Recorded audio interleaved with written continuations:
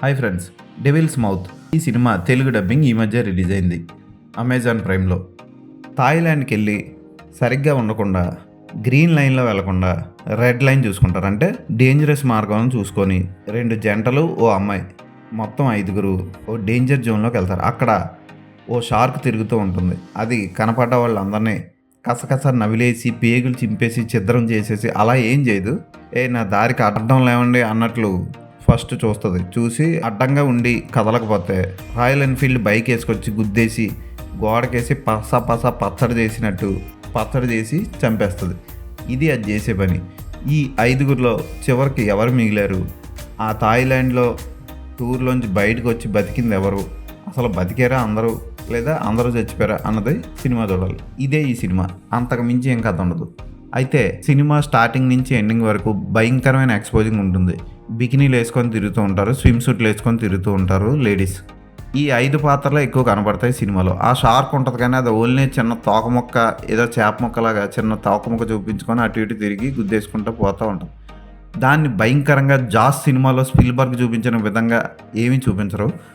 Violence కూడా అంతగా అనిపించదు. యాక్టర్స్ అందరూ బాగా చేశారు. ఆ 5గురు. ఒక గైడ్ పాత్ర ఉంటుంది. ఆ గైడ్ ఓకే, ఆడు ముందే డేంజర్ తెలుసుకొని మీ చావు మీరు చావండి అని పారిపోతాడు.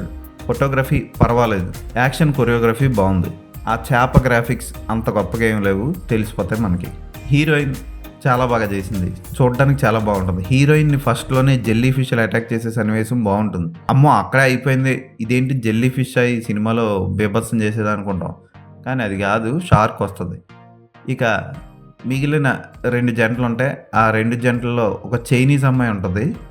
ఈ చైనీస్ ఫిగర్ ఇంకా మొత్తం ఫస్ట్ నుంచి లాస్ట్ వరకు బీభత్సమైన ఎక్స్పోజింగ్ ఉంటుంది, కానీ అసభ్యకర సన్నివేశాలు లేవు. ఫ్యామిలీతో చూడొచ్చు అంటే ఒక విధంగా చూడొచ్చు, పర్వాలేదు.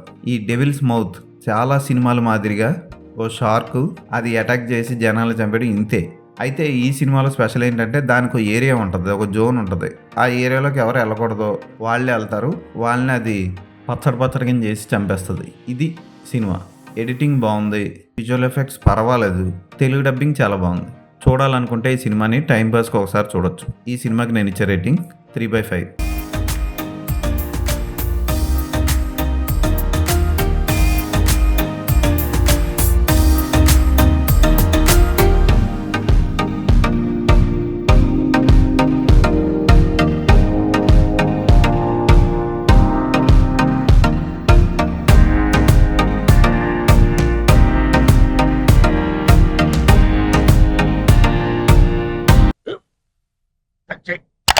మన స్కూల్ బెంచ్ లాగా ఎంత గట్టిగా ఉందోరా.